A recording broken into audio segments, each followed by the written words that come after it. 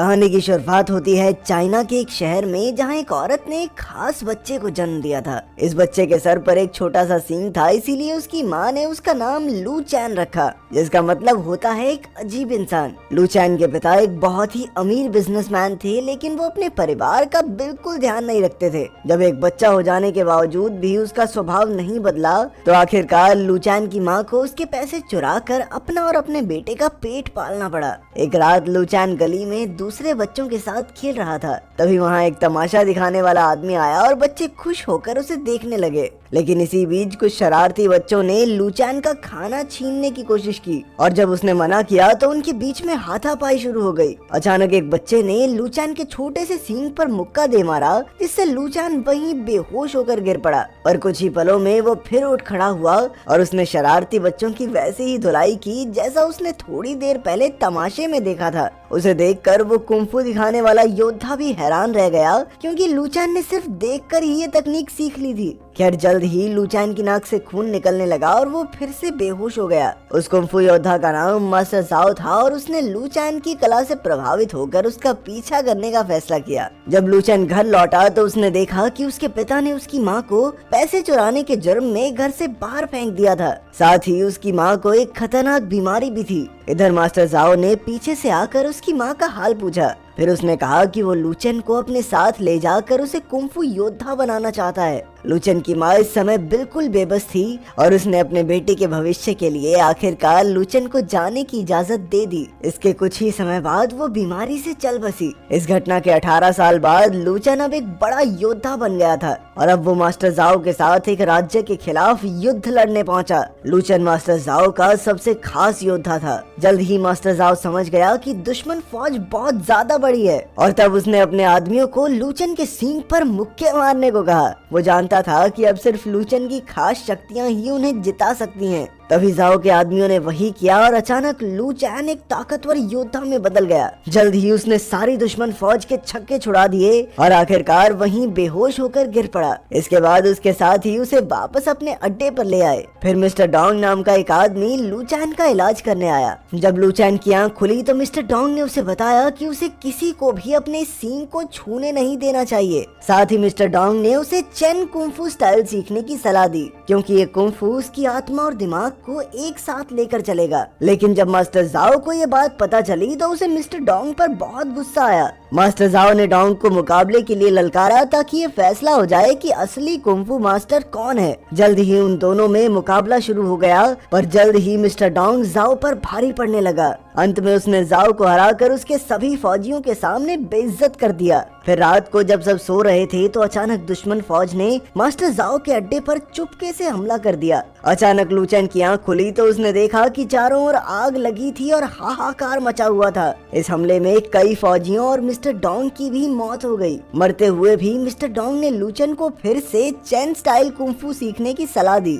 उसने बताया कि चेन नाम के गाँव में मास्टर चेन नाम का एक योद्धा रहता है, जो उसे एक खास कुंफू स्टाइल सिखा सकता है। डोंग के मरने के बाद लू चैन तुरंत चेन गांव को ढूंढने निकल पड़ा। कई मुश्किल रास्ते और भयानक जंगल पार करके आखिरकार लू चैन चेन गांव में पहुंच ही गया। लेकिन वहां के गांव वालों ने उसके साथ काफी बुरा बर्ताव किया और कहने लगे कि बाहर के आदमियों को चेन कुंफू सीखने की इजाजत नहीं है। तभी अचानक एक बड़ी सी गाड़ी पीछे से आकर लू चैन से टकरा गई। गाड़ी में से तुरंत एक लड़की दौड़कर लू चैन की मदद करने आई। इस लड़की का नाम यूनी यांग था। वो बेहद खूबसूरत थी और लू चैन तो उसे देखता ही रह गया। पर यूनी यांग वहाँ अकेली नहीं थी, उसका बॉयफ्रेंड फैंग भी उसके साथ ही आया था। फैंग दिखने में बाकियों से थोड़ा अलग था और अभी अभी विदेश से अपनी पढ़ाई पूरी करके आया था। खैर, लू चैन की मदद करके यूनी यांग चली गई और बाद में एक गांव वाले ने उसे बताया कि यूनी यांग मास्टर चेन की ही बेटी है। ये सुनकर लू चैन तुरंत उसके पीछे दौड़ा, पर तब तक तो वो बहुत आगे निकल गए थे।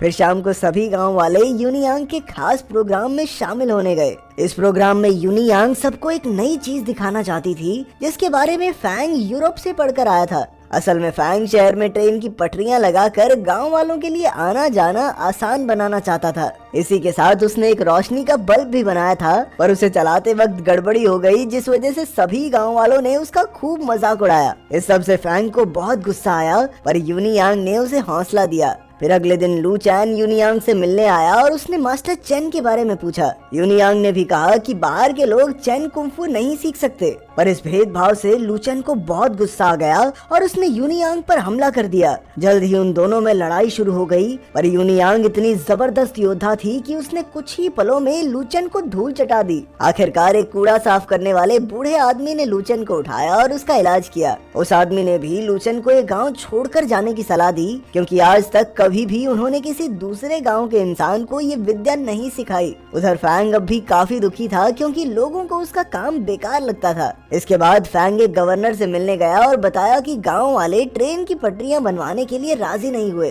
तभी वहां यूरोप से क्लेयर नाम की एक औरत आई जो बड़े बड़े प्रोजेक्ट्स में पैसा लगाती थी। उसने गवर्नर को ट्रेन की पटरियां लगाने की सलाह दी और फिर एक बड़ी सी मशीन भी दिखाई जो इस काम को बड़ी आसानी से कर सकती थी। खैर अगले दिन लू चैन फिर से यूनियांग से बात करने पहुंचा, मगर आज भी यूनियांग ने चेन कुंफू की मदद से उसकी हड्डी पसली एक कर दी। लू चैन को हराने के बाद उसने गाँव वालों को भी कह दिया कि अगर ये दोबारा इस गांव में नजर आया ना तो इसे दौड़ा दौड़ा कर पीटना। मगर लू चैन ने हार नहीं मानी और वो चेन गांव में घुसने की कोशिश में जुट गया। हर बार वो गांव वालों से बुरी तरह पिटता था। खैर जल्द ही लू चैन ने खुद इन सारी तकनीकों का अभ्यास करने का फैसला किया, क्योंकि अब तो उसने सब कुछ अपनी आंखों से देख ही लिया था। एक दिन जब उसी बूढ़े आदमी ने लू चैन को कुंफू का अभ्यास करते हुए देखा तो उसने लू चैन को सलाह दी कि अगर वो गांव वालों से जीतना चाहता है तो उसे उनकी ही तकनीकों का इस्तेमाल करना होगा। अगले दिन लू चैन एक बार फिर से चेन गांव पहुंच गया और उसने टोफू बेचने वाले को मुकाबले के लिए ललकारा। टोफू बेचने वाले ने एक शर्त रखी कि अगर लू चैन ने उसके हाथ में रखा हुआ टोफू गिरा दिया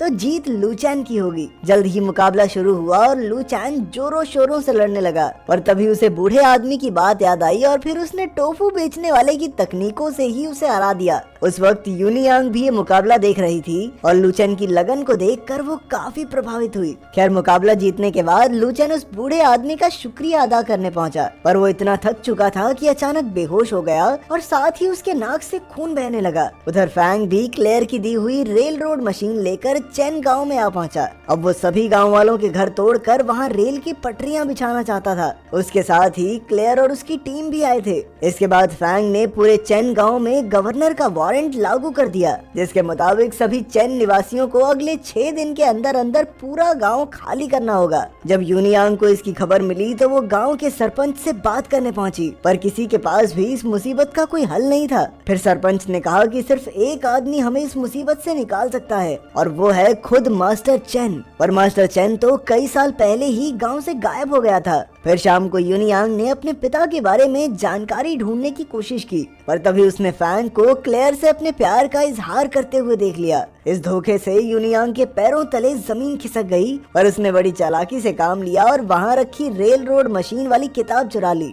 इसके बाद हम लू चैन को देखते हैं, जिसकी आंख खुली तो उसने देखा कि वो बूढ़े आदमी के घर में था। उसने लू चैन को बताया कि चेन गांव पर एक बहुत बड़ी मुसीबत आन पड़ी है, इसीलिए वो चाहता था कि लू चैन रेल की पटरियां बनाने वाली मशीन तोड़ डाले। उसका मानना था कि अगर लू चैन इस मिशन में कामयाब रहा तो हो सकता है कि गांव वाले उसे मसीहा समझकर चेन गांव में शामिल कर लें। ये सुनकर लू चैन की उम्मीद एक बार फिर से जाग उठी और वो बिना देर किए अपने रास्ते पर निकल गया। जल्द ही वो एक सुनसान गोदाम में पहुंचा जहां वो मशीन रखी गई थी, पर वहां घुसते ही उसका सामना यूरोप के तगड़े योद्धाओं से हुआ। तभी अचानक यूनियांग भी वहां चुपके से घुस आई और उसने लू चैन का साथ दिया। असल में वो भी इस मशीन को तबाह करने के मिशन पर आई थी। अब यूनियांग ने लू चैन को अपने साथ लेकर मशीन को तहस नहस करने का प्लान बनाया, पर बदकिस्मती से क्लेयर और फैंग को भी उनके मंसूबों की भनक लग गई थी, इसीलिए वो भी जल्द ही यहाँ पहुँच गए। लेकिन तब तक यूनियांग ने किताब से देखकर इस मशीन को खत्म करने का तरीका पता लगा लिया था। अब जैसे ही यूनियांग ने वो बटन दबाया तो सब लोग इधर उधर भाग निकले, क्योंकि इस बटन से मशीन में जबरदस्त धमाका होने वाला था। मगर क्लेयर उसी आग में झुलस कर मारी गई। यूनियांग बेहोश हो गई, लेकिन लू चैन उसे सही सलामत बचाकर गांव में ले आया। आखिरकार सभी गांव वालों ने लू चैन की बहादुरी की तारीफ की और गांव की रक्षा करने के लिए उसका शुक्रिया अदा किया। अंत में वो बूढ़ा आदमी भी उससे मिलने आया और तब ये खुलासा होता है कि वो आदमी कोई और नहीं बल्कि मास्टर चेन ही था। उसे देखकर लू चैन का मुंह खुला का खुला रह गया, क्योंकि यही तो वो आदमी था जिसे वो शुरुआत से ढूंढ रहा था। इसके बाद मास्टर चेन ने सबको बताया कि फैंग क्लेयर की मौत का बदला लेने के लिए अपनी फौज फौज के साथ गांव पर हमला करने वाला है, जिससे यहाँ पर बहुत तबाही होगी। इसीलिए मास्टर चेन ने सभी गांव वालों को समझाया कि उन्हें एक साथ होकर लड़ना होगा। जल्द ही गांव वाले युद्ध की तैयारी में लग गए। आखिरकार मास्टर चेन ने टावर से देखा कि फैंग अपनी फौज के साथ यहाँ आ पहुँचा था, मगर चेन और उसके लोग भी फैंग और उसकी फौज का सामना करने को तैयार थे। जल्द ही लड़ाई शुरू हो गई और उधर यूनियांग ने फैंग को अपनी बातों में फंसाने की कोशिश की,